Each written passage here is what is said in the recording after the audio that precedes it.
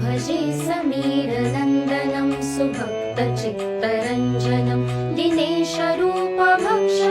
समस्तभक्तरक्षकं सुकण्ठकार्यसाधकं विपक्षपक्षवाहकं समुद्रपारगामिनं नमामि सिद्धकामिनम्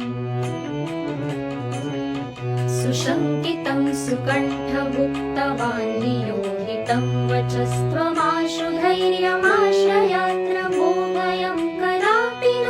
इति प्लवङ्गनाथ भाषितं निशम्य वानराधिनाथ आपशं तदा स रामदूत आश्रयः सुदीर्घबाहुलोचनेन पुच्छगुच्छशोभिना भुजद्वयेन सोदरीं निजां सयुग्ममास्थितं कृतौ हि कोसलाधिपौ कपीशराजसन्निधौ विदेहजेश लक्ष्मणं समे शिवं करोत्वरम्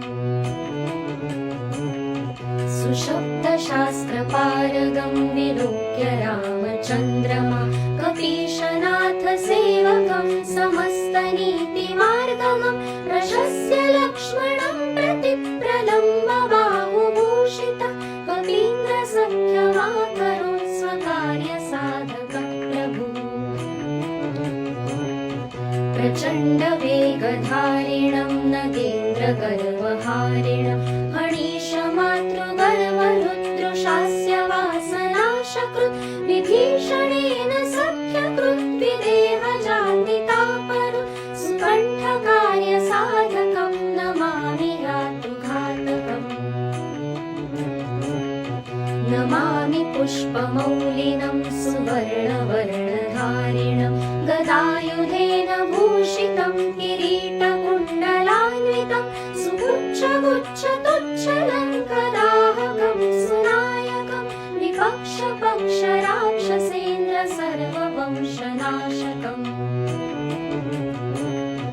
रघूत्तमस्य सेवकं नमामि लक्ष्मणप्रियं दिनेशवंशभूषणस्य मुद्रिका प्रदर्शकं विदेहजातिशोकतापहारिणं प्रहारिणं सुसूक्ष्मरूपधारिणं नमामि दीर्घरूपिणम्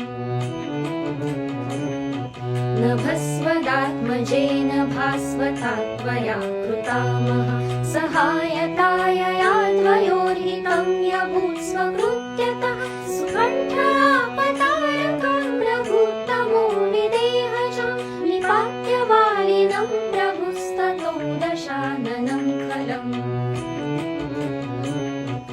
इमं स्तवं कुजेन्धियः पठेत् सुचेतसा नरः कपीशनाथसेवको भुनक्ति सर्वसम्पदः लवङ्गराजसत्कृपाकटाक्षभाजनः सदा न शत्रुतो भयं भवेत् कदापि तस्य नो स्त्रियं कदापि तस्य